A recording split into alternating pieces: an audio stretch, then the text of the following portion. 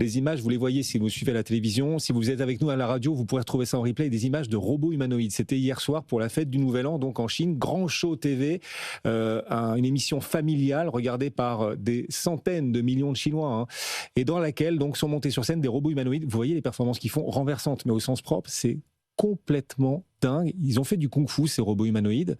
Et on comparait d'ailleurs la performance de ces robots humanoïdes avec le show de l'année précédente pour le passage donc de 2024 à 2025, il y a un an. Et on était déjà bluffé à l'époque, mais l'écart est énorme. Ils ont fait un pas, ils ont gagné en souplesse ces robots de façon absolument majeure. Et c'est une entreprise amenée à coter en bourse qui propose ces robots que vous découvrez là à l'antenne. Ce groupe s'appelle Tree Robotics, voilà, tout simplement. Ils cherchent à s'introduire sur le marché de la Chine continentale, soit à Shenzhen, soit à Shanghai. Il y a d'autres acteurs des robots humanoïdes qui sont cotés en bourse, y compris à Hong Kong. Quand on voit ces images, on se dit quoi? C'est un marché qui s'ouvre, c'est donc une opportunité, ou on se dit d'abord, François, qu'on est face à un risque? Non, c'est le sens de l'histoire, hein, parce que d'abord, on a l'intelligence artificielle qui est en train de se diffuser un petit peu partout. On va mettre l'intelligence artificielle dans des robots. On a Tesla qui nous a promis, avec Elon Musk, la production d'1 million d'unités d'Optimus, qui est le nom du robot de Tesla, par an, avec un prix aux alentours des $20 000. Oui. Donc oui, c'est le sens de l'histoire. Après, il faut voir quelle est l'autonomie du robot. Enfin, toujours les mêmes questions. La confiance qu'on peut avoir dans le robot. Comment va être gérée la vie privée. En tout cas, il manie bien l'épée, les robots. Hein, quand vous regardez, il ne faut pas les laisser entre de mauvaises mains quand même. Oui, c'est des Chinois, pas des Japonais, mais ils ont un côté samouraï. Oui. Ouais. Donc, il faut faire attention à ce qu'ils ne coupent pas la tête. C'est fou. Mais donc, oui, ça va remettre en cause le marché même du travail. On le voit avec l'IA dans le domaine des services. Et peut-être qu'avec les robots, le sujet, pas de l'année 2026, mais peut-être 2027, 2028, 2029, c'est l'enjeu, ça va être sur l'industrie. Quels seront les acteurs qui seront disruptés.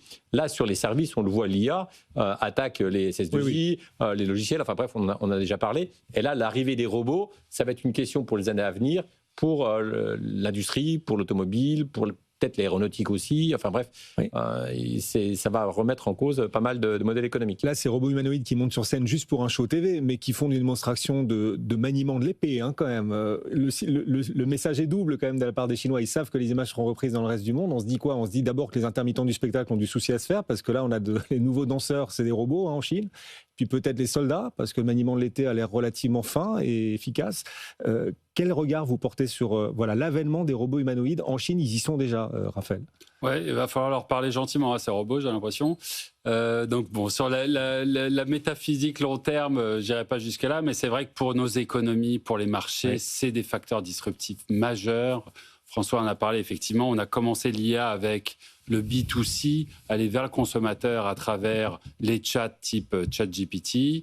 Puis il y a le B2B, les services, les secteurs des logiciels, du légal qui sont disruptés. Mais effectivement, le gros morceau, c'est cette robotique, c'est l'industrie, c'est 50 000 milliards un marché de 50 000 milliards par an. Ça. Et le jour où on arrivera c'est l'IA qui a des bras, quoi. Voilà. Exactement. Et le jour où on arrivera à changer notre automatisation dans les usines, à avoir des voitures qui conduisent toutes seules, des drones pour les livraisons, là, on est sur un gigantesque marché. Donc effectivement, comme thématique d'investissement, on est à un moment très précoce, mais c'est souvent dans ces moments très précoces que c'est intéressant.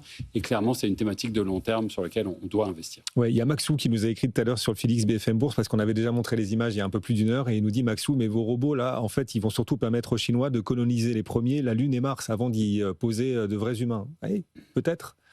Il y a des valeurs à des ETF, hein, je ne sais pas, on peut y aller, c'est une autre question. Alors là, pour le coup, c'est une question Robin sur X, comment investir dans les robots humanoïdes? C'est une question qu'il nous avait envoyée il y a quelques semaines, mais là, on a une actu pour essayer de rebondir. Je ne sais pas, François, il y a déjà des solutions ou on est trop loin de ça, vu d'ici, quoi, vu de la France? Ah non, sur les ETF, vous avez tous les produits qui existent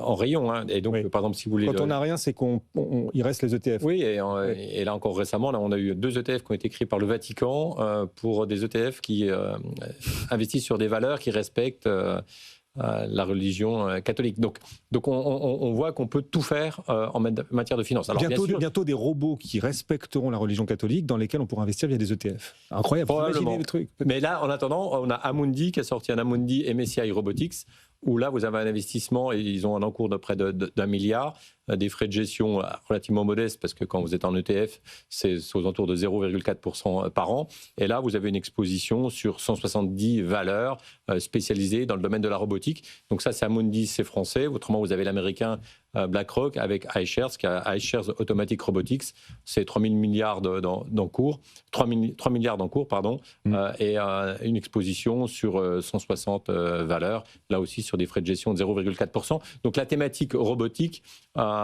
c'est pas encore humanoïde, mais la filière est plutôt robotique. Et peut-être que demain, on aura plus une spécialisation sur le côté humanoïde, mais elle est déjà travaillée en finance.